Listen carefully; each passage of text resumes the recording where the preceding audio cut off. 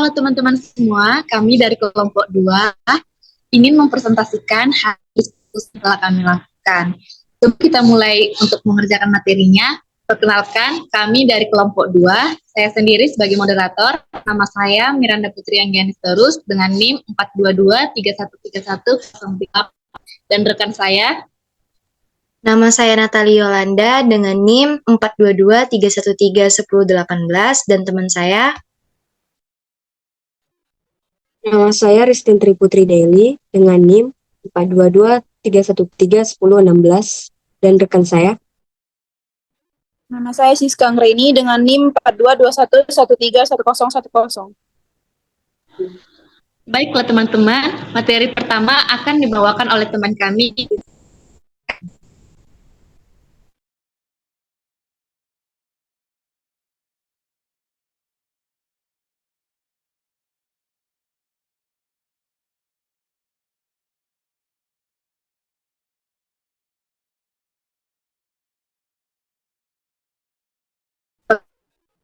Nama saya Nat.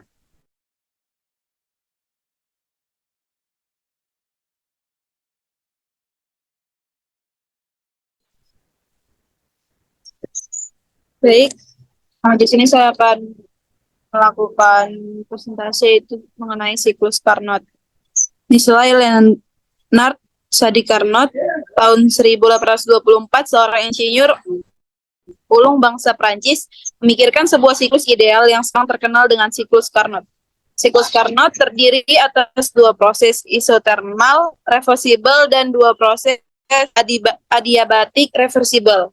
Suatu mesin yang menjalani siklus disebut mesin Carnot.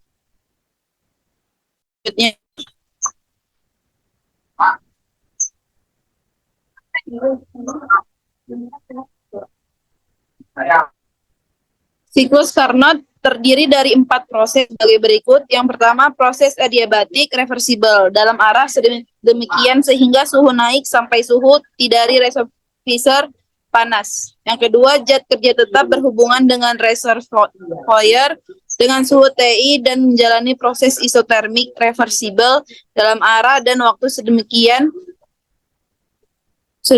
sehingga jumlah kalor diserap dari reservoir tersebut. Penyerapan kalor terjadi pada suhu konstan, yaitu suhu dari reservoir panas. Yang ketiga, proses adiabatik reversible dalam arah berlawanan dengan proses pertama sehingga suhu turun sampai suhu T2 dari reservoir dingin. Yang keempat, zat kerja tetap berhubungan dengan reservoir pada TA dan mengalami proses isotermik reversible dalam arah berlawanan dengan proses kedua sampai zat kerja mencapai keadaan mula-mula. Selanjutnya, efisiensi mesin kalor.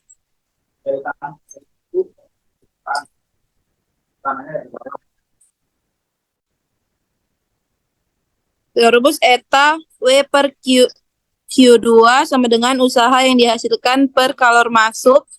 Eta sama dengan Q2 dikurang Q1 per Q2. Ini siklus Carnot pada diagram P sampai dengan V. Lalu ekspansi isotermik, rumusnya W1 sama dengan integral P2 P1 P dikali dV integral P2 P1 eta RT sama dengan dV per P. Yang kedua, ekspansi adiabatik. dQ sama dengan dV ditambah dW, karena adiabatik dQ sama dengan 0. W2 sama dengan min integral dV sama dengan min integral T1 T2 eta CV dt sama dengan min eta CV T1 dikurang T2. Selanjutnya akan dilanjutkan oleh rekan saya. Baiklah, di sini saya akan melanjutkan mengenai ciri-ciri siklus Carnot.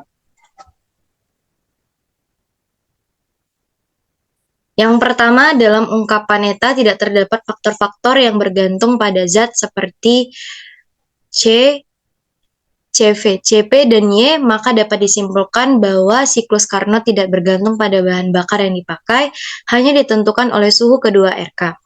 Yang kedua, dapat disimpulkan bahwa eta sama dengan 1 dikurang Q2 per Q1 per Q2 sehingga menjadi Q1 dikali Q2 sama dengan T1 per T2. Yang ketiga, kesetaraan antara suhu gas ideal dan suhu termodinamika. Berikut adalah siklus Carnot mesin panas dan siklus Carnot terbalik mesin pendingin.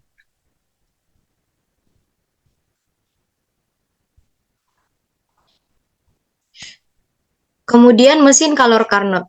Ketika sistem dalam suatu mesin menjalani sebagian daurnya, sejumlah kalor diserap dari reservoir panas. Pada bagian lain dari daur itu, kalor yang jumlahnya lebih sedikit dibuang ke reservoir yang lebih dingin. Jadi, boleh dikatakan bahwa mesin bekerja di antara sepasang reservoir ini. Menurut kenyataannya, sejumlah kalor yang selalu dibuang ke reservoir yang lebih dingin sehingga efisiensi mesin tidak akan pernah mencapai 100%. Ada tiga hal penting mengenai mesin. Yang pertama itu, berapa daya guna maksimum yang dapat dicapai oleh suatu mesin yang bekerja antara kedua reservoir itu. Yang kedua, bagaimana karakteristik mesin tersebut. Yang ketiga, apakah pengaruh sifat zat kerjanya.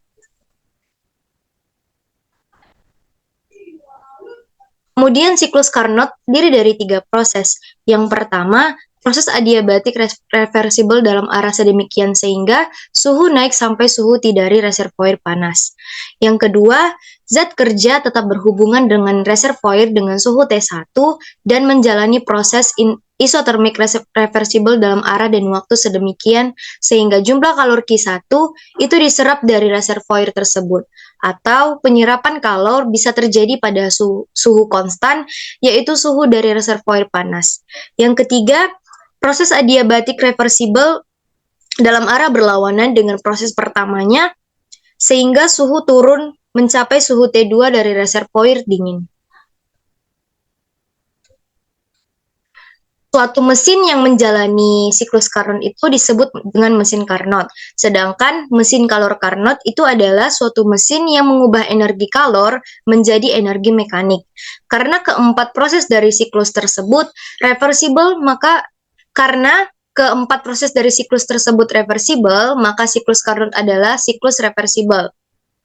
Di mana Q sama dengan kalor masuk, W sama dengan usaha yang dihasilkan, Q sama dengan kalor yang keluar atau energi kalor yang tidak terpakai atau terbuang, Q2 sama dengan Q2 dari reservoir panas, sedangkan Q1 itu dari reservoir dingin. Usaha atau W dikurang Q2 dikurang Q. Kemudian ada pun rumus dari efisiensi mesin kalor, di mana eta sama dengan W per Q2, yaitu usaha yang dihasilkan per kalor masuk, di mana eta sama dengan Q2 dikurang Q1 per Q2. Baik, saya akan melanjutkan presentasi ini dengan materi mesin pemanas Carnot. Siklus pemanas Carnot dapat digambarkan sebagai berikut.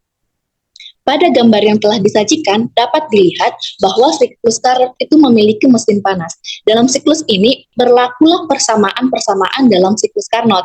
Persamaan dalam siklus Carnot ini ialah W sama dengan Q1 dikurang Q2 sama dengan Q1 atau kali dengan 1 dikurang T2 per T1, di mana etanya akan sama dengan 1 dikurangi T2 per T1 dikalikan 100%.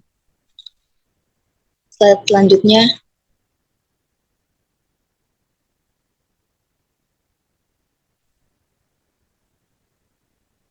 lanjut lagi.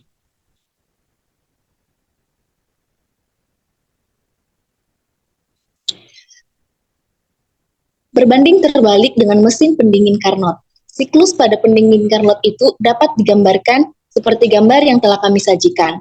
Perbedaan dari mesin pendingin dengan mesin pemanas ialah prinsip dasar dari mesin pendingin itu berlawanan dengan mesin kalor. Mesin pendingin pada dasarnya itu mengambil atau melepaskan kalor dari sistem ke lingkungan atau memindahkan kalor dari reservoir dingin ke reservoir panas. Usaha pun yang diperlukan itu dikerjakan pada sistem agar mekanismenya ini dapat berlangsung secara spontan. Mesin pendingin itu membutuhkan kalor dari tempat dingin ke tempat panas dan membutuhkan usaha supaya proses tersebut bisa berjalan dengan lancar. Mesin pendingin itu membutuhkan usaha, namun mesin Carnot tidak perlu memerlukan usaha yang tinggi. Dalam siklus ini berlakulah persamaan seperti berikut, di mana koefisien kinerja mesin CP sama dengan Q2 per W sama dengan Q2 per Q1 dikurangin Q2, atau suhu kedua per suhu pertama dikurangi dengan suhu kedua. Keterangannya, Q1 itu merupakan kalor pada reservoir tinggi, Q2 kalor pada reservoir rendah, T1 itu adalah suhu yang tinggi, T2 adalah suhu yang rendah.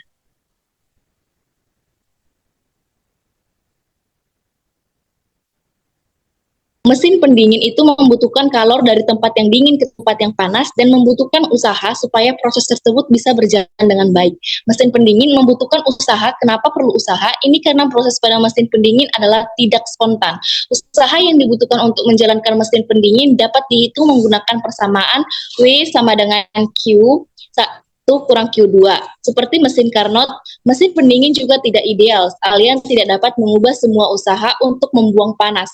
Ada sebagian usaha yang dilakukan terbuang menjadi panas lagi, menghasilkan bunyi dan atau menjadi getaran. Jika mesin pendingin itu ideal, maka berlakulah rumus Q2 per Q1 akan sama dengan T2 per T1. Baik, selanjutnya efisiensi mesin Carnot. Efisiensi mesin Carnot ini adalah perbandingan antara besar usaha yang dilakukan sistem terhadap energi kalor yang diserapnya, atau Q1. Secara matematis, efisiensi dirumuskan sebagai di mana W sama dengan besar usaha yang dilakukan sistem, Q1 sama dengan besar kalor yang diserapnya. Efisiensi mesin Carnot secara matematik dapat dinyatakan melalui 3 persamaan berikut, yaitu eta sama dengan Q1 kurang Q2 per Q1 kali 100%. Persamaan kedua, eta sama dengan 1 kurang Q2 per Q1 kali 100%. Persamaan ketiga adalah eta sama dengan 1 kurang T2 per T1 kali 100%. Semua mesin Carnot yang beroperasi secara reversibel antara dua suhu TH dan T1 terlihat mempunyai efisiensi yang sama, yaitu anggota dari sama dengan min W net per QH sama dengan TH kurang T1 per TH. Dengan kata lain, efisiensi yang dihitung untuk gas ideal juga berlaku untuk fluida kerja lain. Untuk membuktikan ini, kebalikannya diasumsikan dan asumsi ini ternyata bertentangan dengan apa yang terjadi, sehingga asumsi tersebut terbukti salah.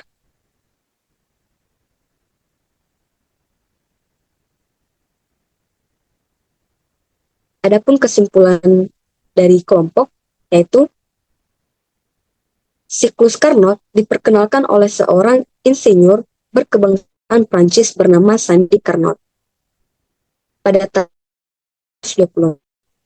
Siklus Carnot merupakan dasar dari mesin ideal, yaitu mesin yang paling efisien, yang selanjutnya disebut mesin Carnot. Usaha total yang dilakukan oleh gas untuk satu siklus sama dengan luas daerah di dalam siklus. Mesin Carnot adalah mesin kalor hipotesis operasi dan reversibel yang disebut siklus Carnot. Model dasar mesin ini dirancang oleh Nicolas Sadi Carnot, seorang insinyur militer Prancis pada tahun 1924. Model mesin Carnot yang dikembangkan secara grafis oleh Emile